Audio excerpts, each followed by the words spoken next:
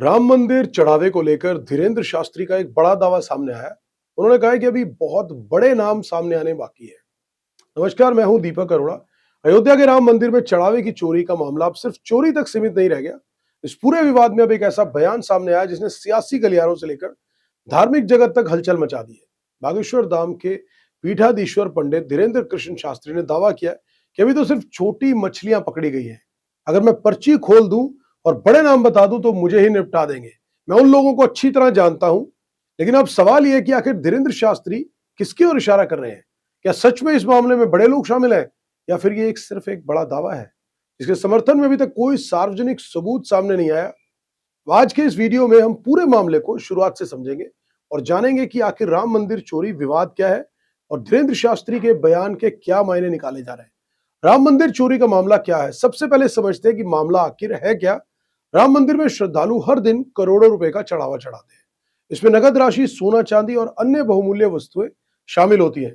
कुछ समय पहले मंदिर के चढ़ावे से जुड़े पैसों में कथित गड़बड़ी और चोरी का मामला सामने आया था। जांच शुरू हुई और कुछ कर्मचारियों को गिरफ्तार किया गया। पुलिस का कहना है कि शुरुआती जांच में कुछ लोगों की भूमिका सामने आई और इसी आधार पर कार्रवाई भी की गई। यानी फिलहाल जांच एजेंसियों ने कुछ आरोपियों के खिलाफ कदम उठाए हैं, लेकिन जांच अभी भी जारी है। इस बीच धीरेन्द्र कृष्ण शास्त्री ने कार्यक्रम के दौरान ये बड़ा दावा कर दिया। उन्होंने कहा कि अभी तो छोटी मछलियां पकड़ी गई। अगर मैंने पर्ची बना दी तो बड़े लोगों का नाम बता दूं तो हो सकता है वो मुझे निपटा दे। मैं सबको जानता हूं। उनके इस बयान के बाद सोशल मीडिया पर तरह तरह की चर्चाएं शुरू हो गई। कुछ लोगों ने कहा कि अगर उनके पास जानकारी है तो उन्हें जांच एजेंसियों को देनी चाहिए। तो वहीं उनके समर्थकों का कहना है कि धीरेन्द्र शास्त्री बिना वजह ऐसा दावा नहीं करेंगे। लेकिन सबसे जरूरी बात, यहाँ एक बात साफ समझना बहुत जरूरी है कि धीरेन्द्र शास्त्री ने जिन बड़े नामों की बात कही, उनका कोई नाम सार्वजनिक रूप से नहीं लिया है। उन्होंने किसी व्यक्ति के खिलाफ कोई ठोस सबूत भी सार्वजनिक नहीं किया। इसलिए फिलहाल ये एक दावा है जिसकी स्वतंत्र पुष्टि नहीं हुई है।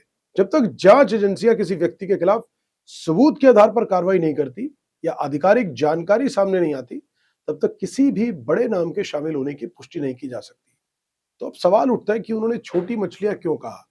आमतौर पर इस तरह की भाषा का इस्तेमाल तब किया जाता है जब ये संकेत देना हो कि जो लोग पकड़े गए हैं वे केवल निचले स्तर के लोग हैं और असली साजिशकर्ता कोई और है। लेकिन ये केवल एक व्याख्या है। धीरेन्द्र शास्त्री ने ये स्पष्ट नहीं किया कि उनका इशारा किन लोगों की तरफ है, क्या उन्हें जानकारी है, और अगर किसी व्यक्ति के पास अपराध से जुड़ी ठोस जानकारी है तो सबसे सही रास्ता जांच एजेंसियों के साथ उसे साझा करना होता है। क्योंकि किसी भी ऐसे मामले में दोष तय करना अदालत और जांच एजेंसियों का काम है, ना कि सार्वजनिक बयानों का। अगर भविष्य में धीरेन्द्र शास्त्री कोई प्रमाण या नाम सार्वजनिक करते हैं तो उस पर जांच एजेंसियां अपना काम करेंगी। लेकिन फिलहाल ऐसी कोई आधिकारिक जानकारी सामने नहीं आई। राम मंदिर सिर्फ एक धार्मिक स्थल नहीं है, ये करोड़ों लोगों की आस्था का केंद्र है।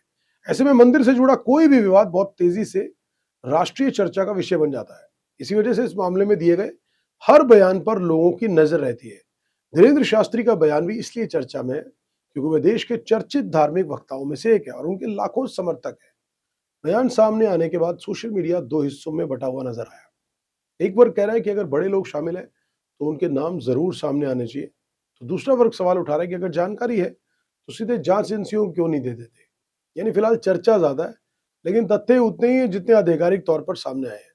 सबसे बड़ा सवाल यही है कि आगे क्या होगा। अगर जांच में नए सबूत मिलते हैं तो कार्रवाई का दायरा भी बढ़ सकता है, और अगर किसी बड़े व्यक्ति की भूमिका सामने आती है तो कानून उसके अनुसार कार्रवाई करेगा। लेकिन अगर ऐसा कोई सबूत नहीं मिलता तो मामला उन्हीं आरोपियों तक सीमित रह जाता है जो अभी जांच के दायरे में है। यानी फिलहाल हर किसी की नजर जांच एजेंसियों की अगली कार्रवाई पर है। तो कुल मिलाकर राम मंदिर चढ़ावा चोरी मामले में धीरेन्द्र कृष्ण शास्त्री का बयान निश्चित रूप से बड़ा और चर्चा का विषय है। लेकिन अभी तक उन्होंने किसी का भी नाम सार्वजनिक नहीं किया और ना ही ऐसा कोई प्रमाण सामने रखा है जिससे उनके दावे की कोई भी स्वतंत्र पुष्टि हो सके। इसलिए पूरे मामले में जांच पूरी होने और आधिकारिक तथ्यों का इंतजार करना ही सबसे सही होगा।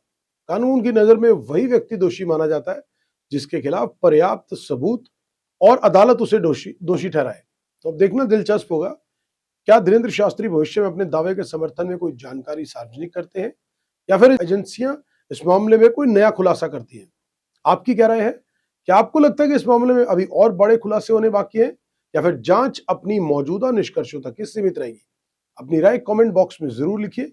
अगर आपको ये एक्सप्लेनर पसंद आया हो तो वीडियो को लाइक करें, हमारे चैनल को सब्सक्राइब करें और बेल आइकन दबाना ना भूलें।